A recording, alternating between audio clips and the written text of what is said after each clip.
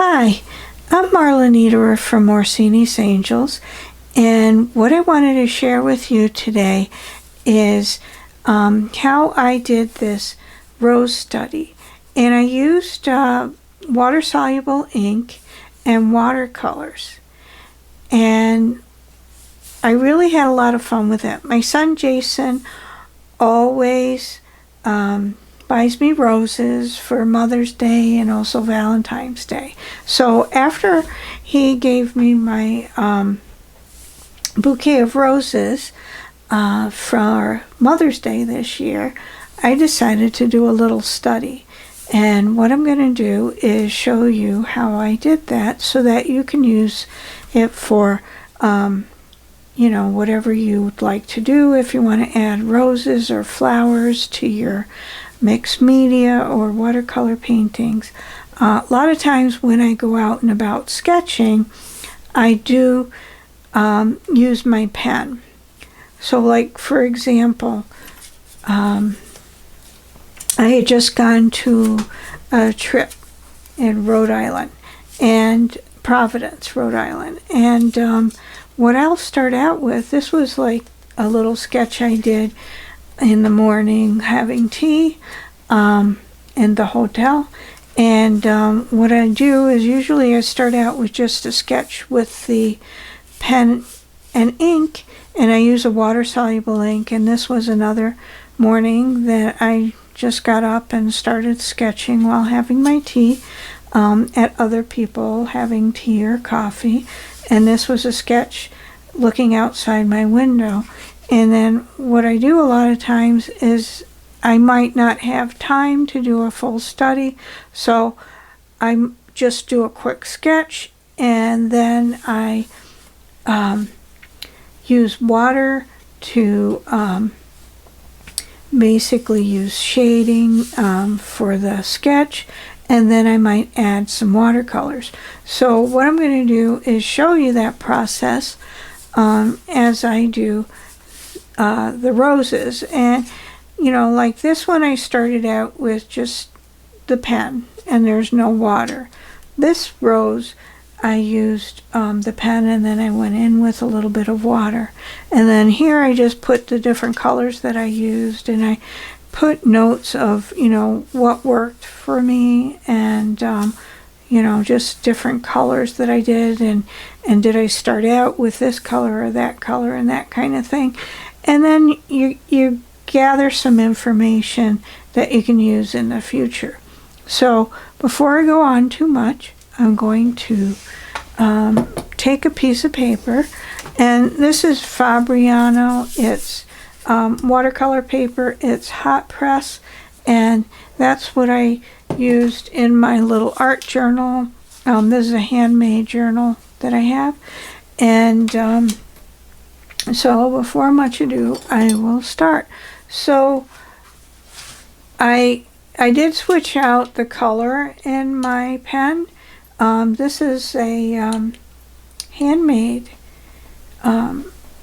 cartridge ink pen that I use a lot, and my son Jason made it for me, but I just switched out the ink to blue, and so I'm just going to start out with that. And so it'll look a little different because I'm using blue color, but I kind of just started out where I just doing the petals, and if you're looking at a flower, you can do this with any flower, you can do it with anything. It's just a technique. And if you're looking at the flower, just kind of do the petals and the shapes, and kind of go from there.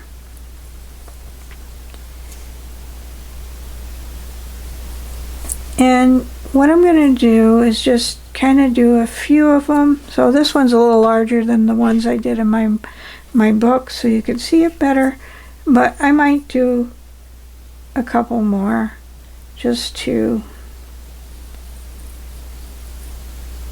let them dry as I'm working. So, you know, when I have something else to work with, and it's good practice, you know, and it's also something you can do when you're out and about, because the sketches that I showed you while I was traveling are sketches that I did like in 15 minutes, because I didn't have a lot of time. I was traveling with a friend and didn't want to bore her to death with my art, because she doesn't do art. So I tried to do it like really quick. So I'm just doing a couple of them. Again, you know, just putting in the petals. And I'm kind of going from my study, but the original study, I did it from looking at the roses that my son gave me. So I'm going to put this away for now. And what I'm going to do is just grab a little bit of water. I usually have a paper towel. Now this is something, if you're traveling, you can do if you go back and you have some downtime in your hotel, or that evening. Now this isn't as water soluble as the other ink that I used, but you can see that, you know, I'm getting a little shading.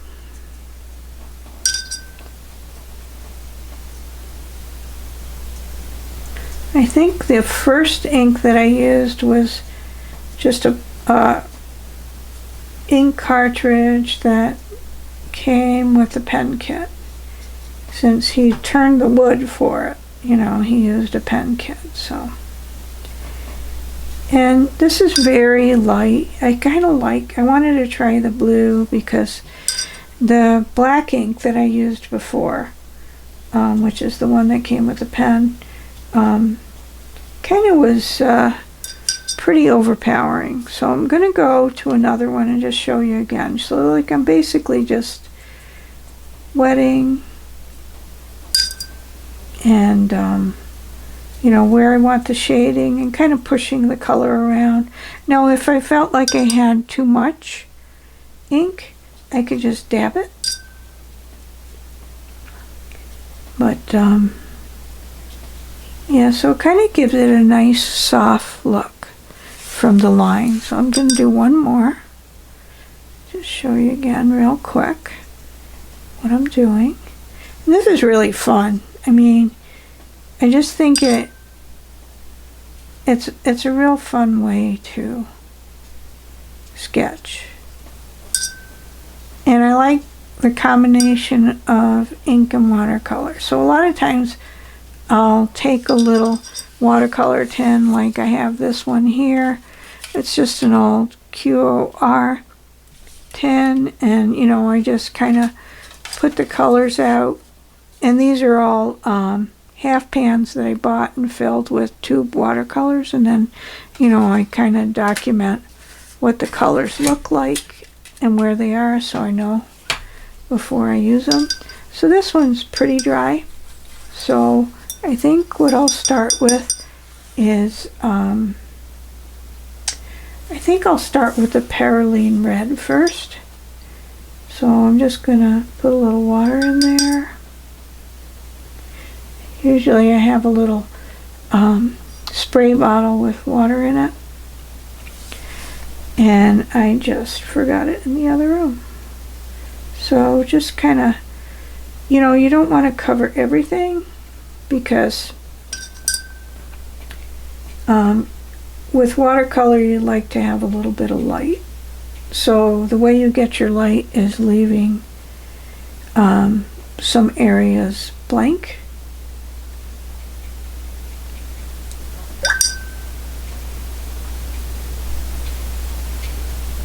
And I'm just moving it around.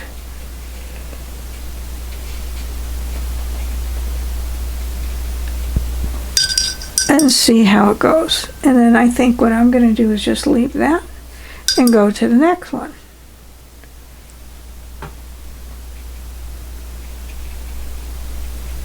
And let that one dry. So these are still pretty wet, and I think you get better results when they're completely dry and you go back with your layers. But I'm doing this in a hurry.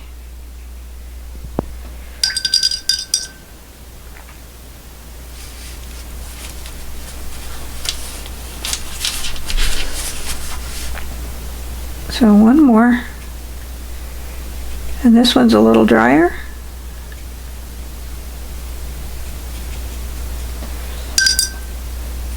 I'm just moving the color around with a little water.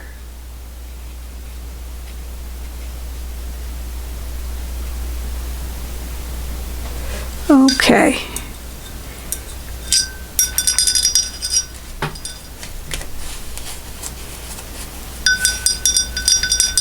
And I'm going to let them all dry off camera, and I will be back. Okay, so I used just a blow dryer, a hair dryer, to speed up the process, and I'm back now. And what I might do is just go in with a little green. Now, in the original study, I used Perylene Red, I used Rhodonite Genuine, Sennelier Sap Green, and Daniel Smith's Quinacridone Purple. And I really liked the Perylene Red with the Daniel Smith Quinacridone Purple and the Sap Green for the leaves. So I'm going to use a little bit of the Sap Green. And let's see. Okay, for this one, I have QOR Sap Green, so I'm using a different palette than I did before. So I didn't realize that, but no worries. It's all good. So I'm just using a little bit of the green and then just kind of moving around with water.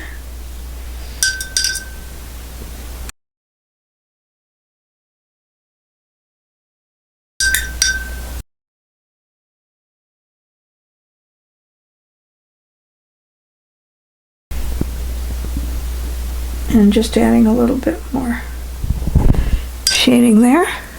And I think I'm going to go through and do that with all three. Just kind of.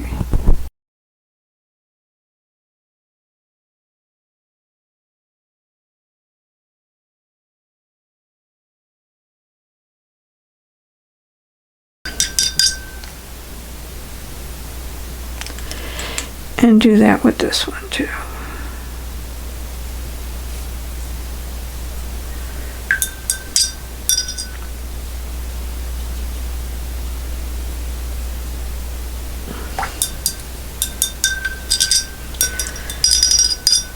And now I'm going to go back in with a little bit more red before I do the purple. And just kind of give it a little bit more intensity.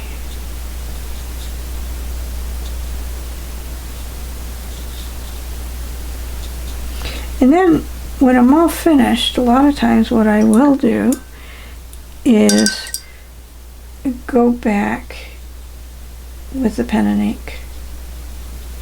And you don't have to. You can kind of play around if you're happy. You can also do this on cold pressed paper, which is a little rougher. And I tend to use the hot press just because when I'm out and about, I'm usually using my pen and ink, and it's easier for the pen. So again, a little bit. And they're all going to look a little different, and that's okay. Because when you go out in nature, the roses are all going to be a little different. Not too identical, so it kind of gives you a little variety.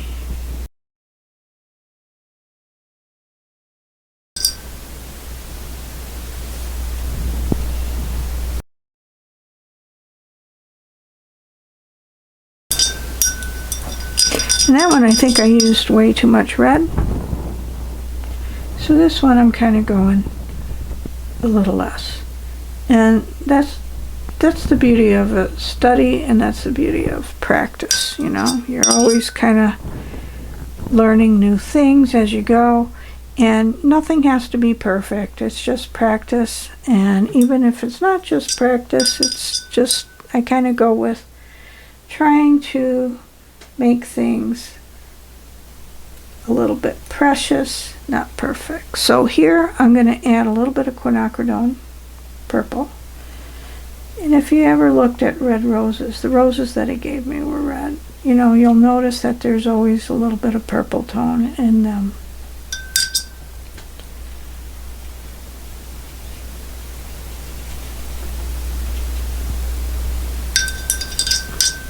And I'm going to go and do that with the other two.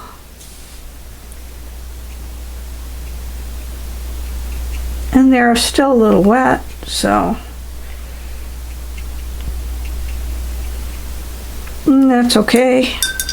I mean, you can do it where it's dry, or you can do it when it's wet. You're just going to get a little different effect. And you can experiment with that and see what do you like doing the best, what works for you. Because there's never one way with art. There's always many, many ways to get to the same place. And you might not even want to get to the same place. You might just have your own style. And here I'm putting a little bit more sap green in the leaves.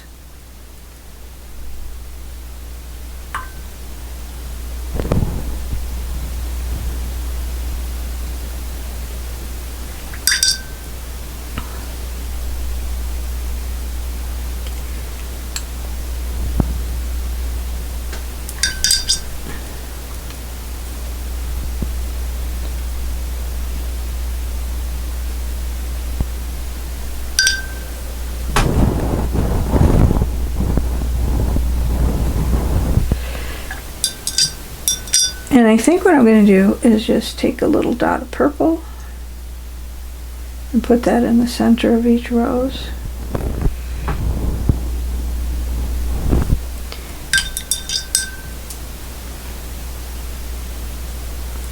There. And what I'm going to do off camera, I'm going to completely dry these, and I will come back and show you how I finish them. Okay, I'm back and they're completely dry, and what I'm going to do now is go back in with my pen. And that's usually how I finish them off. So you don't have to if you don't want to, but I kind of like to go back and add a little bit of detail and just kind of go back and add some definition with the petals. And just do a little scribbling. I mean, who doesn't like to scribble, right? And then, you know, just add a little bit of detail to the leaves. And that one's done. And just kind of do it again.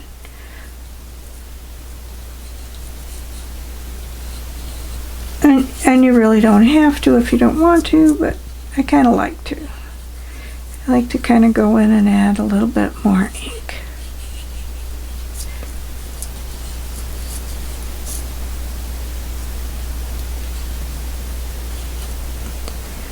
And it just makes it a little bit more artistic when you go in with your scribbles. Although, you know, like if you're a pure watercolor artist, you probably wouldn't want to do this, but I'm not.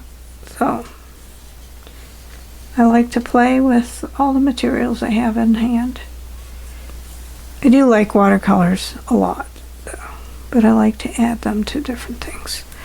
So that's it for this technique, and I hope you had fun watching and enjoyed the video. And if this is something more you'd like to see me do, just, you know, put a comment in, let me know, and enjoy. I hope you're enjoying a creative day. So thank you for watching my video, and I will see you soon.